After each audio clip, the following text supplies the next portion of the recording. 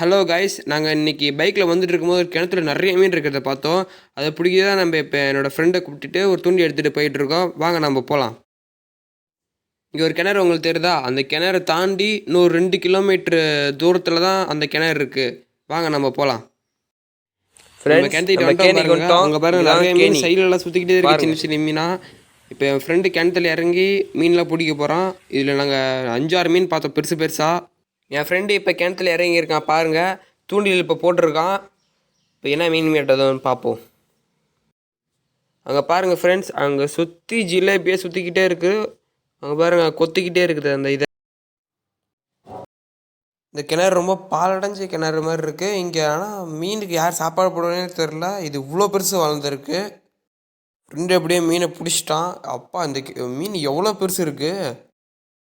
தூண்டிலில் மாட்டின மீன் எல்லாம் உயிர் பிழைக்கன்னு சொல்லுவாங்க. அதை சாப்பிட தான் போகிறேன்னு நினைக்கிறேன். இதை கிணறு சுற்றி ஒரு ஜிலேபி மட்டும்தான் இருக்குது. பாருங்கள் ஃப்ரெண்ட்ஸ், எவ்வளோ கை பெருசு இருக்குது. எல்லாம் ஒரு மீனும் ஒரே ஒரு குறவை மட்டும் அதில் இருக்குது. அதை தூண்டி போட்டால் மாட்ட மாட்டேங்குது. ஜிலேபி தான் வந்து கொத்தி மாட்டிக்கிட்டே இருக்குது.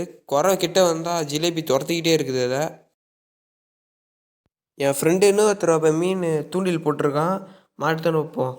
பெரிய பெரிய ஜிலேபியாக தான் இருக்குது. எல்லாமே சின்ன சின்னதாக தான் இருக்குது.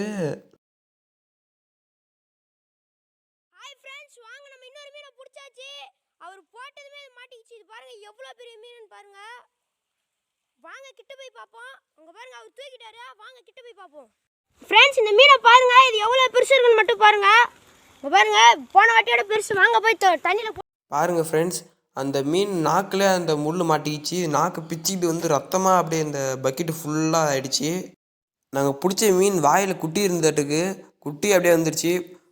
ஒருத்தருக்கு போடும்போது பெரிய பெரிய மீனாக மாட்டிக்கிட்டே இருக்குது. பாருங்கள் ஃப்ரெண்ட்ஸ், எவ்வளோ பெரிய மீன் பிடிக்கிறான் பாருங்க.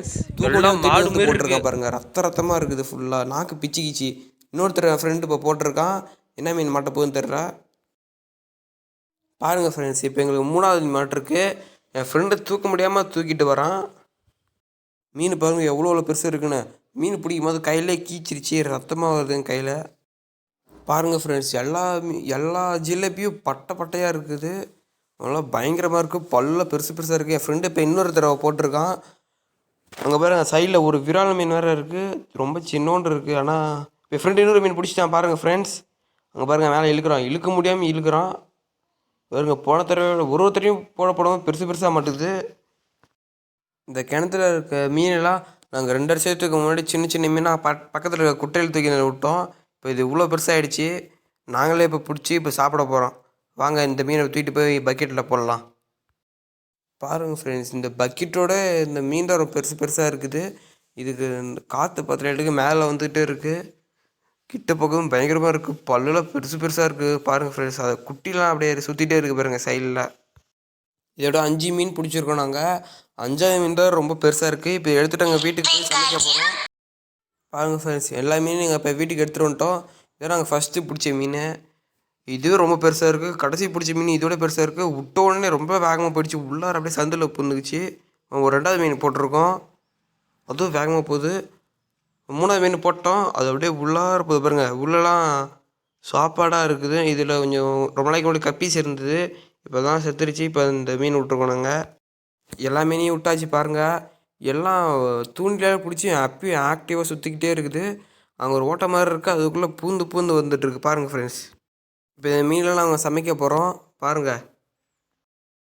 இந்தமாரி நாங்கள் நிறையா மீன் பிடிக்கிற வீடியோலாம் போடுறோம். நீங்கள் லைக் பண்ணுங்கள், ஷேர் பண்ணுங்கள். இந்த மாதிரி நைட் ரைடிங்லாம் நாங்கள் போவோம். நீங்கள் சப்ஸ்கிரைப் பண்ணிங்கன்னா இந்த மாதிரி நிறையா மீன் நாங்கள் எல்லா இடத்துலையும் இப்போ பிடிக்கிறது உங்களுக்கு காமிக்கிறோம்.